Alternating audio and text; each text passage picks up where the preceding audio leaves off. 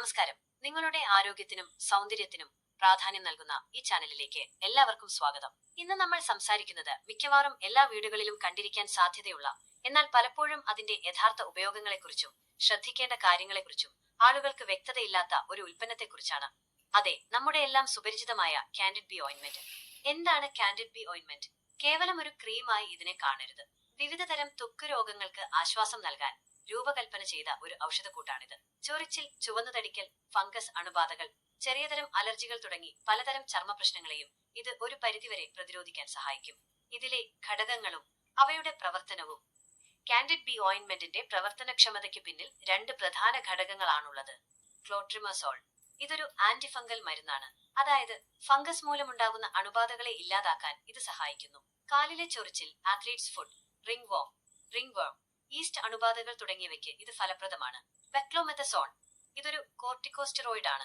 ചർമ്മത്തിലുണ്ടാകുന്ന വീക്കം, ചുവപ്പ്, ചൊറിച്ചിൽ എന്നിവ കുറയ്ക്കാൻ ഇത് സഹായിക്കുന്നു. അലർജി, എക്സിമ, ഡെർമറ്റൈറ്റിസ് തുടങ്ങിയ അവസ്ഥകളിൽ ഇത് ആശ്വാസം നൽകും. ഈ രണ്ട് ഘടകങ്ങളും ഒരുമിച്ച് പ്രവർത്തിക്കുമ്പോൾ ഫംഗസ് അണുബാധകളെ നേരിടാനും അതോടൊപ്പം ഉണ്ടാകുന്ന അസ്വസ്ഥതകൾ കുറയ്ക്കാനും കാൻഡിഡ് ബിക്ക് സാധിക്കുന്നു. എപ്പോഴാണ് ഇത് ഉപയോഗിക്കേണ്ടത്? ചില പ്രത്യേക സാഹചര്യങ്ങളിൽ കാൻഡിഡ് ബി ഓയിന്റ്മെന്റ് സഹായകമാവാം. ഫംഗസ് അണുബാധകൾ.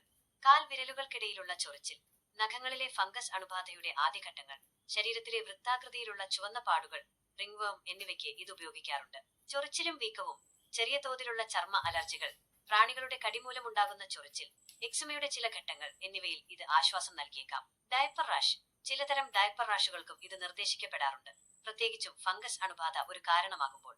ഉപയോഗിക്കുമ്പോൾ ശ്രദ്ധിക്കാൻ.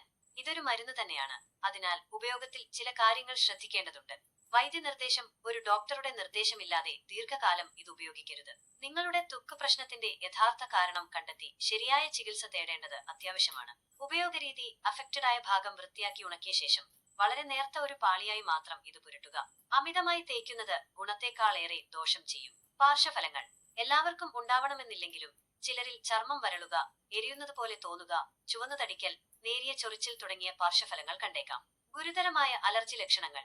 ചർമ്മം തടിച്ചു പൊങ്ങുക, ശ്വാസമുട്ടൽ കണ്ടാൽ ഉടൻ ഉപയോഗം നിർത്തി വൈദ്യസഹായം തേടുക.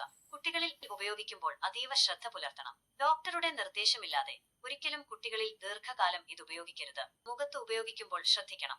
കോർട്ടിക്കോസ്റ്റെറോയിഡുകൾ അടങ്ങിയിട്ടുള്ളതിനാൽ മുഖത്തെ ചർമ്മം നേർത്തതാക്കാൻ സാധ്യതയുണ്ട്. ഗർഭകാലത്തും മുലയൂട്ടുന്ന സമയത്തും ഈ അവസ്ഥകളിൽ ഉപയോഗിക്കുന്നതിന് മുൻപ് നിർബന്ധമായും ഡോക്ടറുമായി സംസാരിക്കണം.